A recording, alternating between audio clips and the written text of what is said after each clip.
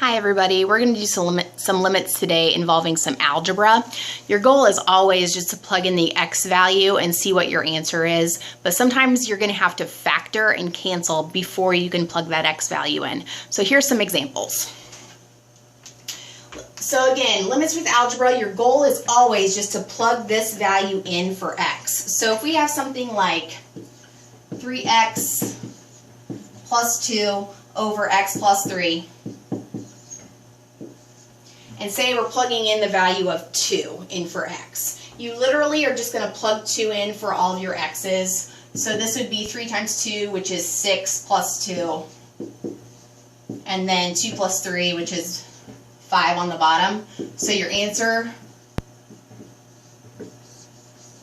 would just be 8/5. That's your limit. That's also the y value when x equals 2. So sometimes it's going to be just that easy. Just plug the value in for x. However, you're going to run into stuff sometimes that looks like, let's see, if you have x plus 2 over x minus 6, and let's say we're taking the limit as x approaches 6. Well, what happens here if we plug 6 in for x? Up top, 6 plus 2 just gives us 8. But on the bottom, what happens? 6 minus 6 is actually going to be what? 0. Cannot have 0 on the bottom of a fraction. That is always undefined or does not exist. So in this case, this limit will actually not exist. So in these cases, you just plug the value in for x and see what your y value is. That's your answer. But many times you're going to have more complicated expressions or more complicated functions. So let's do a couple of those. We're going to have to review some algebra. Let's say we have the limit as x approaches 2 of x squared minus 4 over x minus 2. Now, as you can see right now, just doing some mental math, if we plug 2 in for x, right away you can see that 2 minus 2 in the bottom is going to give you 0, which is undefined. But up top you have something that is factorable. When you're dealing with limits, if you see something that is factorable, go ahead and factor it, because what oftentimes will happen, almost every single time, when you factor this, if you remember x squared minus 4, that's a difference of 2 squares, which you can rewrite as what? X minus 2 times x plus 2. So now, your numerator looks like this. You still have the denominator of x minus 2. Of course, this is still a limit. But now what happens? You have x minus 2's that cancel. So now when those go away, you can plug this 2 in for x with what's left over, and you have the answer will just be 4. So you took the limit, you plugged the 2 in for x, and you got your answer is equal to 4. That's it. So if you see something factorable, make sure you factor it every single time. So really what that means is you might just have to go back and kind of practice your factoring at this point.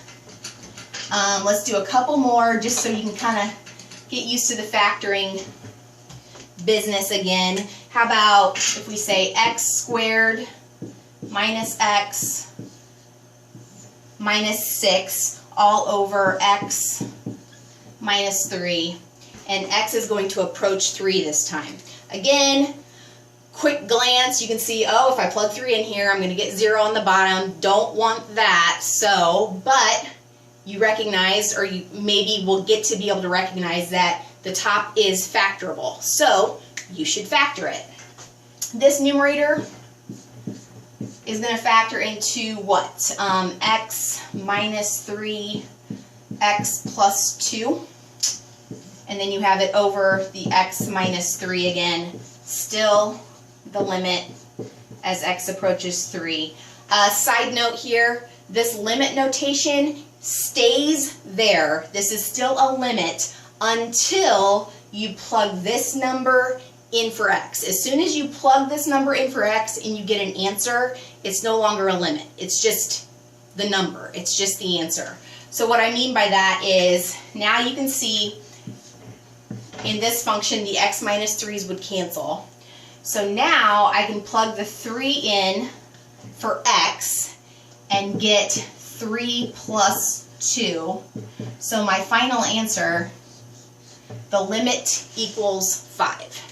The limit as x approaches 3 equals 5. All right, I plugged the number in, so I no longer have the limit notation. Now it's just the plain old number is what I write. Let's do one more. A little bit more practice with the factoring. How about a lot of factoring with this one? X squared minus 3x minus 4.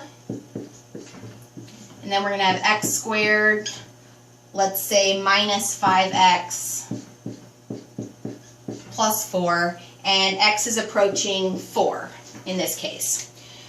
So again, you could go ahead and try to plug 4 in right now and see what happens. But honestly, I wouldn't even waste my time. These both look very factorable, so I'm just going to go ahead and factor them and see what happens. The top, x minus 3x, x squared minus 3x minus 4. Doing a little work with the factoring, let's see, that's going to be x minus 4x plus 1.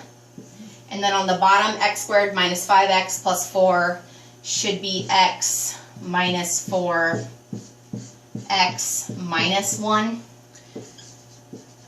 Still have the limit notation out in front because I have not plugged the 4 in yet. Okay? Now I can see that the x minus 4's are going to cancel. I'm left with x plus 1 over x minus 4, which means I can plug the 4 in without getting 0 on the bottom. That's my goal. That's what I want. So when I plug the 4 in here, I get 4 plus 1, which is 5, over 4 minus 1, which is 3. That's my answer. The limit as x approaches 4 of this mess equals 5/3. That's the y value. That's the answer. So hopefully that helps. Practice your factoring. Keep coming back. If you have questions, just leave them in the comments. Hope that helps. Thanks.